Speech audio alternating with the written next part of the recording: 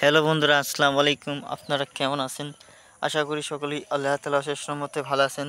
প্রিয় দর্শক, আজকে মিষ্টি কুমড়া চাষাবাদ করার নিয়মকানুন বলে দিব।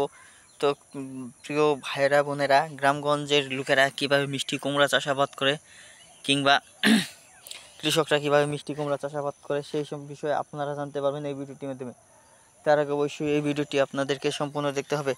আর ভাইয়েরা, যদি আপনারা ভিডিওটি সম্পূর্ণ না দেখেন তাহলে কিন্তু আপনারা কুমড়ো চাষ করে ভালো লাভবান হতে পারবেন না। তো ভাইরা, এই কুমড়ো চাষাবাদ করার জন্য কৃষকদের পরামর্শ নেবেন।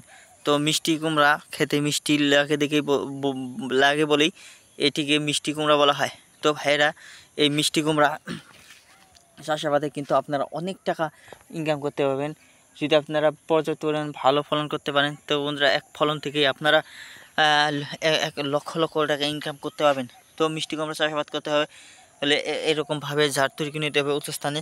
তারপর বন্ধুরা, সেই ঝাড়ের মধ্যে ঝাড় বলা হয় যাকে, যেটিকে খানে খানে উঁচু জায়গা করে রাখা হয়, সেটিকে বাড়িতে হোক কিংবা জমিতে হোক।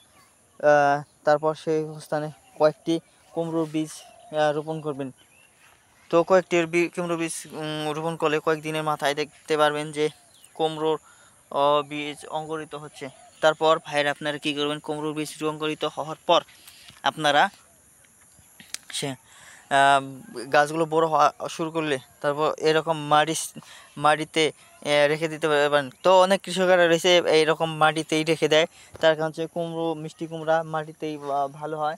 কিংবা অনেকে মাছের মতো করে এই যে এরকমভাবে টাল তৈরি করে নেয়। তো এরকমভাবে টাল তৈরি করে নিতে পারবেন। তো দেখতে পারবেন আর এরকম ফলন হওয়ার পর দেখতে পারবেন আস্তে আস্তে আপনাদের মিষ্টি কুমড়ার ফলন ভালো হবে ইনশাল্লাহ। তো ধন্যবাদ আপনাদেরকে।